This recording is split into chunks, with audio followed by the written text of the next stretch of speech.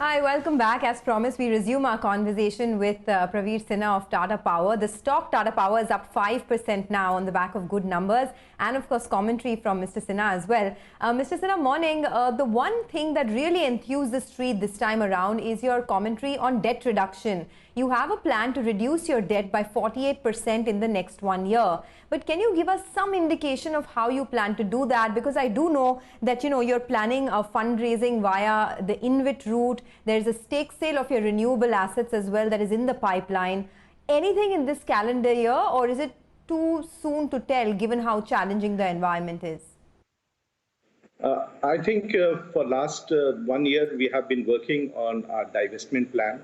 We wanted to deleverage our balance sheet, and we have got small success in terms of divesting the South Africa investment. We got the money in the month of April, and we have now in the pipeline divestment plans for the shipping business, which we hope to conclude in this quarter. And then we will have another 2 or 3 investments which we have outside India, which we will be divesting: the coal company, one of the smaller coal companies, and the ITPC Zambia investment. At some stage, we will also look at divesting the Georgia plant, which fortunately has started working. And all this will go to just reduce our debt. We are not going to use this money for any growth opportunity. This will bring down our debt substantially. In addition to that, we are also looking at putting a structure together, which is actually work in progress, of our renewable business. We foresee a huge growth opportunity, but for the growth, we need to restructure the business. The actual details of it is still being worked out, and hopefully in the next few months, we will be coming back with the full details of the divestment and how all this will help us to reduce our debt going forward. Now I'm going to ask you a question of increasing your debt. We understand that the Delhi unit of Reliance Infra is up for the grabs. They may likely sell it. You'll be an interested buyer?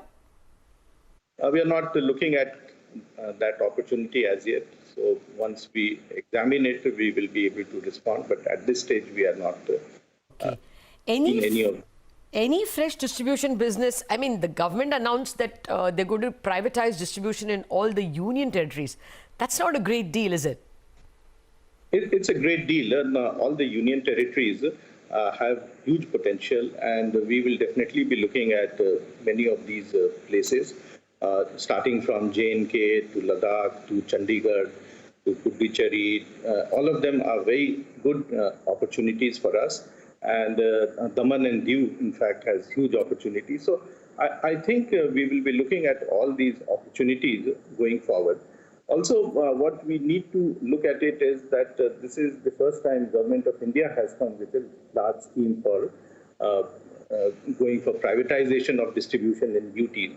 The success of this will possibly give opportunity to other states also to follow the privatization route. So I think it's a great opportunity for us to take forward, and this is one of the big structural change that we saw in the recent times from the announcements the finance minister made, apart from the tariff policy. So I think all in all, it looks like the distribution sector will go through a huge change, and we will be actively participating in that.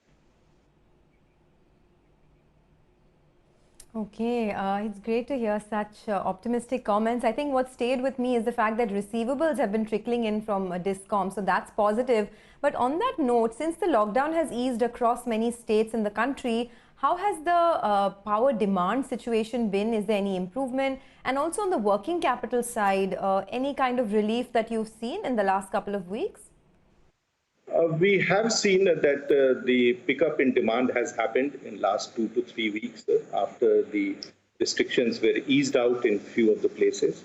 And the demand, which had gone down by nearly 30-35% in the month of March and beginning April, is now in the range of about 10 to 15%. So we definitely see a huge pickup in the demand. And we hope that once the lockdown is lifted in the later part of the month, possibly we will be back to normal. So it's a good sign that is happening factories and industries and commercial establishments are opening up, and there is a pickup in demand. But I think it will take some more time before it catches up and it is at the same level as it was before the lockdown. Can't let you go without asking you about the Mundra tariff revision. What's the latest?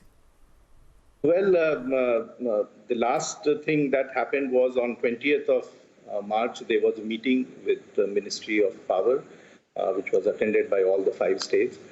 2 of the states very categorically said that they are going ahead to sign the revised PPA. The opinion which came from the Additional Solicitor General did mention that separate PPAs can be entered. And I think that gave an opportunity for these 2 states to take a call. Unfortunately, after that, there has been lockdown and all the state governments have been tied up in addressing the lockdown issues. Hopefully, once the lockdown is lifted and the situation stabilizes, we'll see traction on that. Okay. Thank you very much for spending so much time with us, Mr. Sinha. Thank you. Thank you very much. The stock still flying high, 4.5% higher on Tata Power stock. The second best performing stock in the mid caps. Okay, let's now get to the fixed income market. There have been surprising changes both on the supply side and the demand side. On the demand side for bonds, the market regulator, that is SEBI, has now allowed a whole range of debt funds, PSU and AAA funds and other categories of mutual funds to increase their exposure to government securities and treasury bills. And this amounts to an extra 15% of the assets of these schemes, which at an industry level could approximately mean another 30,000 crores, 31,000 crores. How much of this could flow to government bonds, and as well, what are the prospects of these bonds given the increased offer from states? For all these questions, B. Prasanna, Head Global Markets Group at ICICI Bank, joins us. Good morning, Prasanna. Thank you very much. 30,000 crores, will it move the needle in terms of government bonds? So I think, Lata, my estimate goes more in the region of 25,000 to 30,000 crores of incremental investments from mutual funds. But the interesting aspect is also that we have seen a substantial amount of buying from the mutual fund industry in government bonds over the last week anyway. So possibly in anticipation of this measure, or possibly a natural shift that they are moving more from credit bonds to more safe AAA and sovereign bonds. So from that perspective, I think the incremental amount that you would look to get into government bonds as we speak from today onwards might not be 25 to 30 because of the fact that they've already put in some money. But yes, it does add to the incremental demand of sovereign bonds from the market. Okay. Well, now to come to the other development over the past couple of weeks, in fact, on Sunday, that there is going to be 2 percentage points more of borrowing from the states. How is the market preparing for it? Have you already seen bond yields of states go up? So Lata, more specifically on the SDL spreads and SDL bonds, we haven't seen an expansion on spread in the last couple of days still of any meaningful note. But I think this spread expansion will happen more as and when the states come out and announce their borrowing. We've just seen a small issue happening recently, which didn't really affect the spreads as much. So I think there is a lot of demand anyway for short-end assets currently because of the huge amount of liquidity. So short-end seems to be very well supported. But it is in the long end, the slightly longer maturity, that you would see the spreads of SDLs going up, and that too as and when the borrowing happens.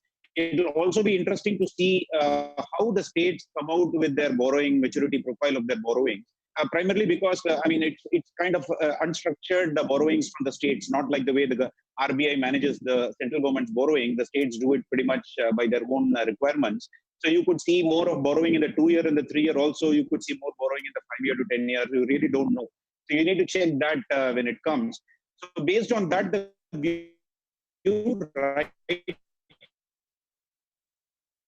now I would have is that the short. We're not able to hear you, Prasanna. The call is not really helping. We'll maybe have to redial and get back to Prasanna. But basically, the point he was making is at the moment the state government bonds are not showing higher yields. Maybe the market will wait for the state governments to make additional offer.